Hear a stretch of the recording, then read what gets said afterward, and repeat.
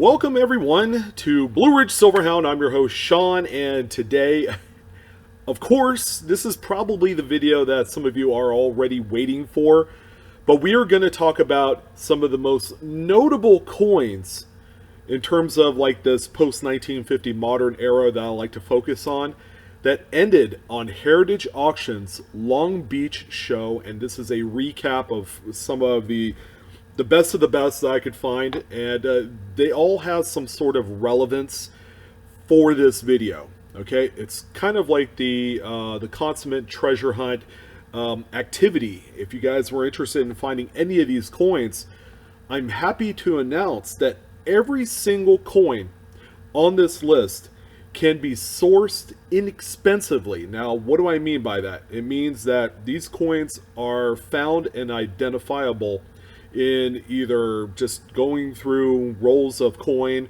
or they can be sourced through inexpensive means, such as modern day proof sets or mint sets or whatever the case may be.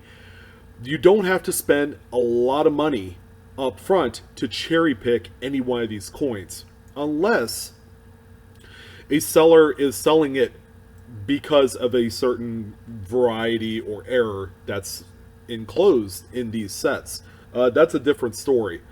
But people, for the longest time, for many years, if not decades, have been cherry picking the show circuit. They've been cherry picking eBay.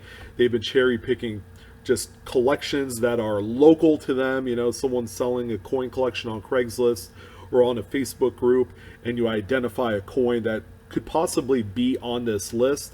That's what I'm talking about. So all the coins on this list are very valuable, very expensive. They would make for a hell of a payday if you found any single one of them, of course. But I'm just happy to present this to you. Okay, this is kind of figure this as part 2 of my Monday market report, because this sale concluded on the 8th, and it features a lot of really nice coins outside of the modern era. Okay, a lot of classic high profile coins did sell during this event, so if that's your thing, you could always go back into ha.com, which is their site, and take a look at all of the other offerings that ended this past week. So I'm happy to go ahead and just get started with this thing, because there's a lot of exciting coins, starting with a coin that looks like it came straight out of change. Okay, this 1982 D Lincoln cent looks nothing great at first glance until you kind of like deep dive into not only the series but this particular date. You guys know in 1982 the US Mint converted from a bronze planchet to a copper coated zinc, and therefore changed the entire landscape of just coins in general. Some would say that the most current generation of Lincoln cents are cheap in comparison to some of these pre-1980, I'm going to say 1983 Lincoln cents that were still being produced in 98% copper, also called bronze because they had a little tin in there. But there was one particular variant, the 1982 small date Denver, that never had a bronze copper planchet variant produced. Okay, the one that you see here was made in error, because all of the other examples were supposed to be only exclusive copper coated zinc planchets. All right, so in the event that some of these leftover bronze planchets, you know, made their way into the mix of copper coated zincs to produce this 1 year type variant right here, you have a coin that's worth a ton of money if you're able to find one, even in this condition. This is a NGC AU58. The error in question is known as a transitional error. Okay, transition means the composition changes from one year to the other, or in this case mid-year, and you have a coin that is not supposed to be a copper coin. Okay, but here you go. Here's one right here. This one sold for $8,400. Okay, on the 6th, which was one of the first days of the event. Now with coins like this, if you are attempting to find a transitional 1982 D small date Denver, or even 1983, or some of the later dates, there even goes all the way up to 1989, in which a copper bronze planchet was found on that date, you're gonna have to weigh, you're gonna need to weigh it, okay? And 3.1 grams plus or minus a tenth of a gram is gonna be your sweet spot. Not 2.7, not 2.8, not 2.9, but 3.1 plus or minus a tenth of a gram.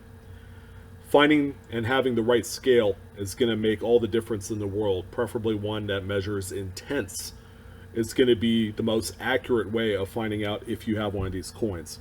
Some of you would say, well, just do the drop test on like a wooden tabletop surface to see if it has that high-pitched ring of a copper cent. You could do that too, but you just got to make sure you keep this coin safe if you did find one. The next coin I wanted to talk about from the Long Beach sale is another chase piece that we all long to find in coin roll hunting or in pocket change, and that's the 1992 Lincoln cent that features the close AM in America on the reverse variety.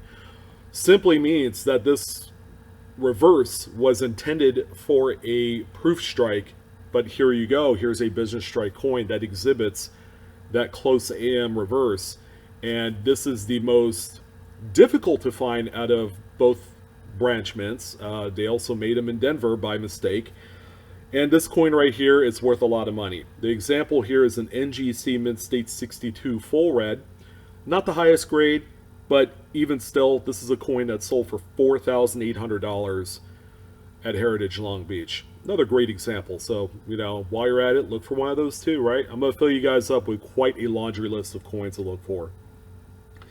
Now, the next coin that I want to talk about is one that's a little bit lower on the list in terms of money, but you can't sleep on this coin because it's still worth a nice chunk of money. $750 is how much this 1971 Jefferson nickel sold for. Widely found, not widely, okay, but this is the most available of all of the no S mint mark proof coins out there to date. Okay, that and the 1990 no S Lincoln cent proof coin, which also is found in proof sets. So in this case, the mint simply omitted the S mint mark. Okay, they're supposed to have an S mint mark, but this one does not have it. And because of that, it's worth a lot of money. It's a variety that a lot of specialists look for. This is an NGC Proof 67, and this one sold again for $750. Okay, proof positive that this is a coin. I mean, you wouldn't step over $750 for any reason. It's a lot of money, even graded or not. Okay, it sells either way. So it came to my delight when I saw a pair of Roosevelt Dimes, but I'm going to talk about the most expensive one at the end of the video because it's something you don't traditionally see, but maybe once every decade on the secondary market. But this particular instance right here is a 1968, again, another proof coin found in a relatively inexpensive proof set that's made available for about $10 to $12, okay, cheap. And this is a no S variant, okay, again, the proof Roosevelt dime in this set is supposed to have an S mint mark. This one, again, omitted, not on there, is the variant that everybody looks for. Okay, this is also classified as FS 501 in variety speak, and this one is an NGC Proof 67 as well as the 71 before it. But this one is comparatively more difficult to find, and because of that, this one sold for $18,000 when it's all said and done. And it's also worth noting that this particular example also has a cameo, which you don't see on this particular no S variant.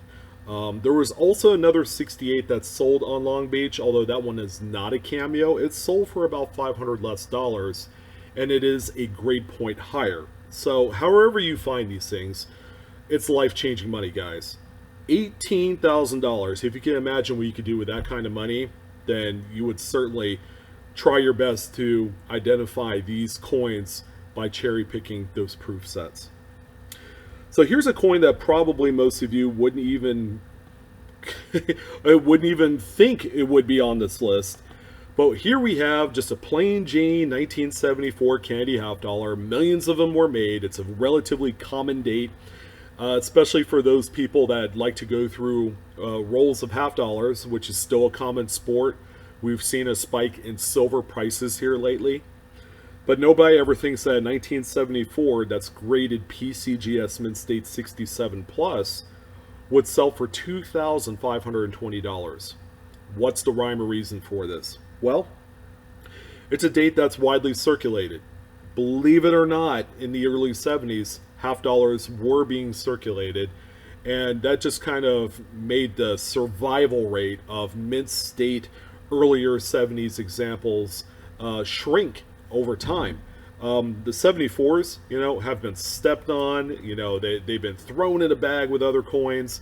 It's not your perennial key date by any sense of the word, but this one sold for that kind of money. And if you did find an example while coin roll hunting or maybe out in the show circuit, keep in mind, one example sold as a 67 plus for $2,500. Now, I wanted to talk about a coin, the next one that you see here, as in being one of the most important modern day varieties, and it's found in a $20 proof set, and that's 1961 Franklin half dollar. This one exhibits the doubled die reverse FS801. This is on, I would say, the top 10 coins to look for in proof coins, or proof sets rather. And this one, once you look at the reverse of this thing, you'll know why. Just look at how radical the doubling is on this coin, and you will understand. It's naked eye visible. I could see it without the aid of a magnifier. Of course, having the magnifier will kind of provide a little bit of shock and awe once you get to see exactly what this doubled die looks like. But this is a tremendous coin that carries a ton of just monetary value all on its own. It's an NGC proof 67, which is kind of like a decent grade for this. It's not super high end, it's not a low one. This is typically kind of what you would normally see of a proof coin straight out of the cellophane wrapping. This one sold for $4,200, and this is an absolute cherry pickers kind of like top 10 list coin, again, for proof coin, proof set searching. So definitely keep an eye out for this coin.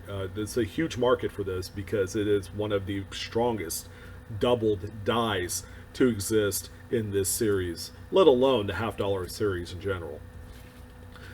So the one big coin that we see probably once every 10 years, and I feel like that not a lot of people actually take the time to look through their hybrid 1975-76 proof sets, by the way, which are very available for around $10 to $12. Okay, it's a very cheap set to purchase. So if you did cherry pick one, obviously you are gonna have $10 to $15 on you when you buy this. Heck, if a dealer was asking $20 and they didn't know what they have, spend the $20, because the 1975 Roosevelt Dime that is missing the S Mint mark on this proof coin is the king of kings of modern day coins.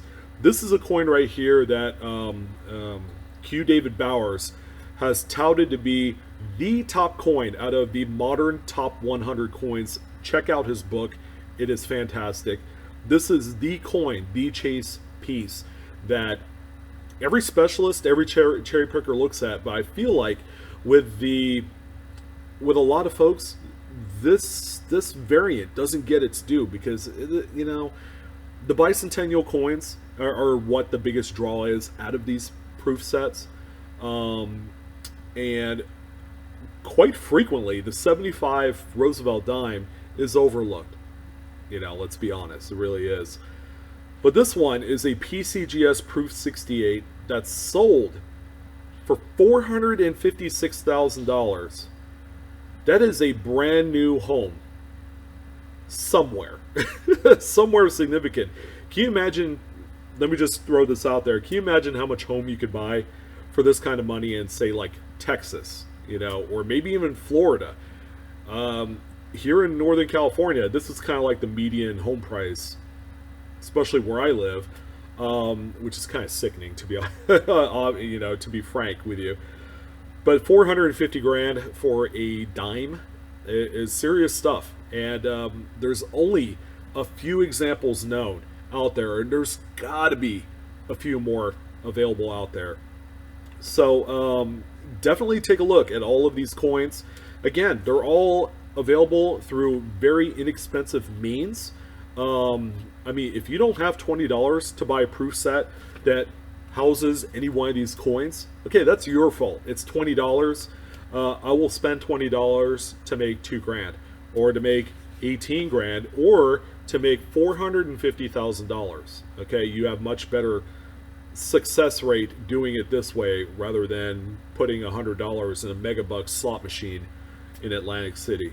Okay, it's just, there are just some things that make more sense at the end of the day. But this is an absolute amazing sale, one of which that usually kicks off every beginning of the fall coin collecting numismatic season, which things really begin to pick up on all fronts. But I wanted to talk about all of the major modern coins that sold on Heritage Auctions Long Beach show. It was, again, I kept an eye on everything and I left no stone unturned. There was a lot of other moderns that I just could not add to this list because this video would have been an hour long.